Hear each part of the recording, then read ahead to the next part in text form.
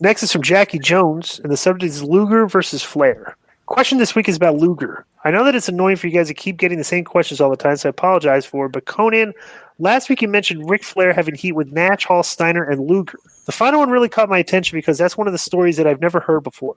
I thought that those two had always been friends since the Horseman days. Konnan, can you maybe shed more light on this heat? Was there ever any arguments that you witnessed or heard about that you can tell us about? How long had the heat been going on for? Also, a question for Joe, as a fan would say that Luger is one of the truly most underrated wrestlers ever.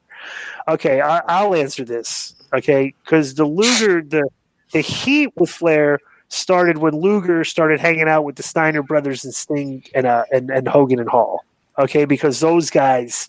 That was just like they weren't fans. They looked at them as an enemy. They weren't fans of Ric Flair, so right. Luger would always be with those guys. And if they would bury him, Luger's not the type of guy that if you bury somebody, he's going to say like, "Hey guys, I don't like you talking bad about that guy." He will absolutely pile on and give some more. It's like he'll definitely throw gas on the fire, right? So.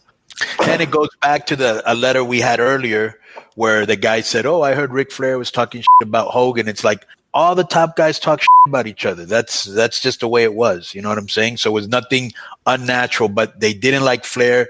I think that when he was a booker, he was, he had a big head and he played favorites and he put himself over and all of those. And they all had heat with him, bro. That whole group had heat with Flair. I think the guy asked me if he was underrated or underappreciated or whatever. I remember going back and watching the first couple of Nitros. I was writing reviews for a website, and I remember Lex came out at the end to challenge Hogan, and he looked great. He sounded great, and he made Hulk look ancient. He really did when he first came back from WCW, and I was like, wow, like it's a shame they never pulled the trigger on him too much. And if you watch when he wins the belt from Hogan on that 3-hour Nitro, the pop is huge. People were way into that. Pop was is in Joe Louis Arena. Mm-hmm. The person that worked at the arena, told me he's never heard that building as loud except when they won the Stanley Cup Finals, the overtime goal by. Plus, let me tell you something that Luger did very well, and me and Disco always talk about this. He carried himself, and he always acted like a star. Everywhere he went, he dressed, the way he looked at you. He was kind of. You know what I'm saying? Kind of aloof, and he was well spoken. He was intelligent, and you got to also put one thing into perspective.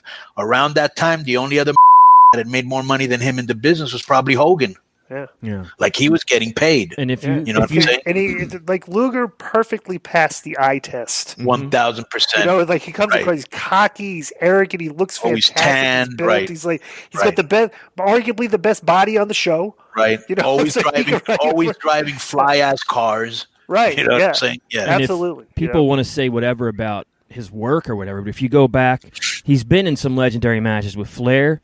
There's a match, Luger and Sting versus the Steiners from a pay-per-view that was incrable. He had great matches. When you talk about Luger, nobody really thinks great worker, but he got over. He always got over, and that's even more important than a great match to me. Let me tell you, I'm saying he could tear it up back. Maybe the late '90s he was a step slower, but when he could tear it the up with the right guy. He really could.